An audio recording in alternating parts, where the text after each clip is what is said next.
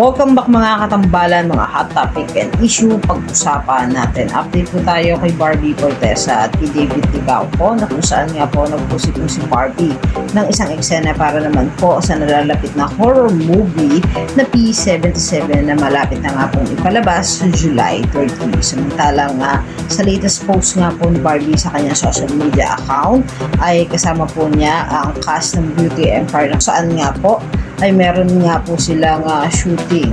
Sa post nga po nitong si Barbie na may caption na "Rain or shine, the show must go on. Thank you for keeping us safe, Lord." On the set of Beauty Empire. Kasama nga ni Barbie, si Kaylin at si Miss Rupa Gutierrez. Samantalang si Barbie Fortesa nga po ay nag-post din na nakaupo ito at may caption po na "Can't stop singing this song, Team Barbara Fortesa."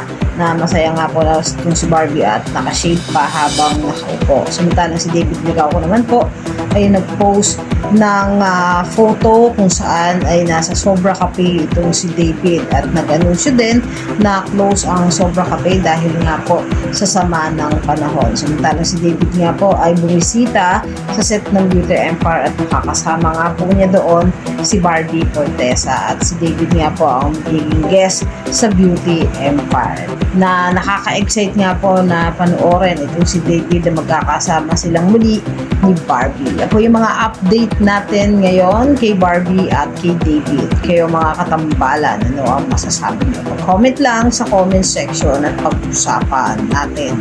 Yan ang mga hot topic and issue dito lamang sa Tambalang JK.